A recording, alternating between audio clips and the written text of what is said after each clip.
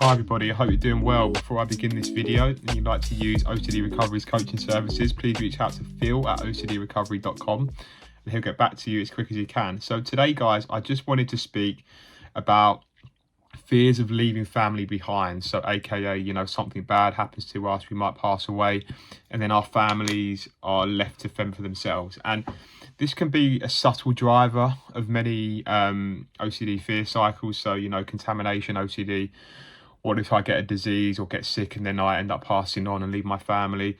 Fears of ending your own life. What if something happens to me in that sense? I do something to myself and just leave them behind.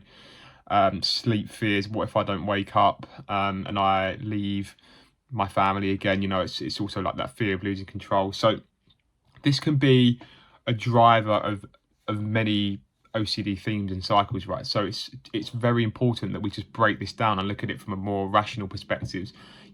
Of course, it wouldn't be ideal if something happened to us and we left our family to fend for themselves. We don't want that.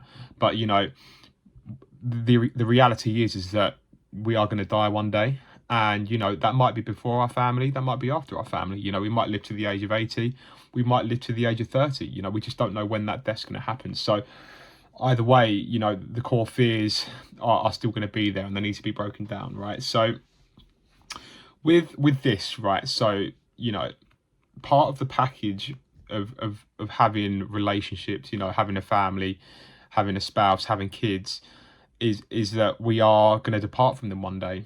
And the chances are, because we're a little bit older, we are going to depart from them, especially our children, before they pass away, right? So we have to just bear that in mind. And to feel guilty or concerned over something that's going to happen naturally is putting very unreasonable expectations on ourselves, right? We're just fallible humans who are passing through time. Realistically, we're only going to be here for a short while. So putting these rigid demands and expectations upon when you must die, making sure that you don't die before your family, even though you're older than them, it's just unrealistic, right? So we have to be a lot more rational about it.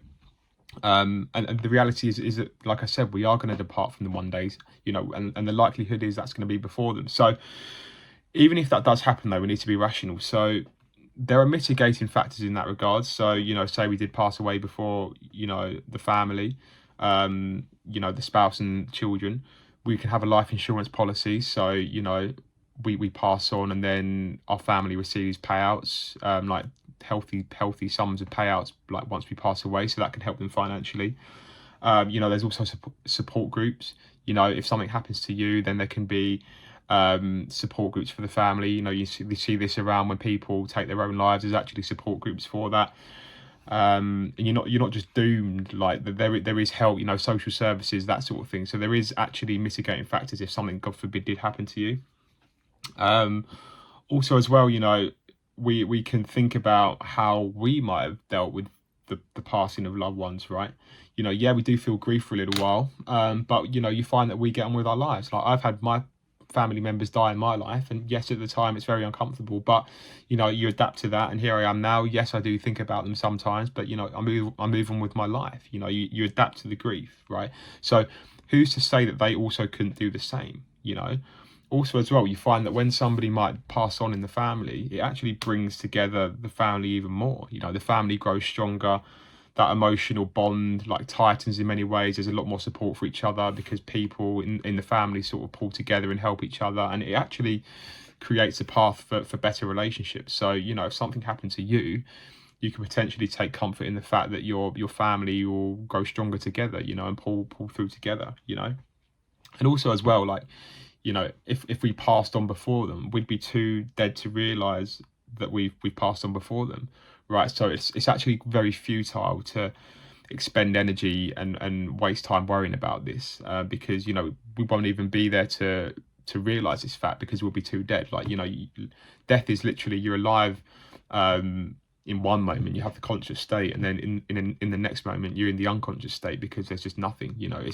Death isn't like doesn't tend to be a slow transition in that regard. It's just conscious and then unconscious, and that's what it is. So we won't even realize that this could be happening to our family, so we won't be there to take on that that pain or suffering or guilt. And that's another reason why the guilt is futile, because there's no way that we could possibly know like what's happening after we pass on. You know, we might pass on and our family go on to live a great life. You know, we just don't know.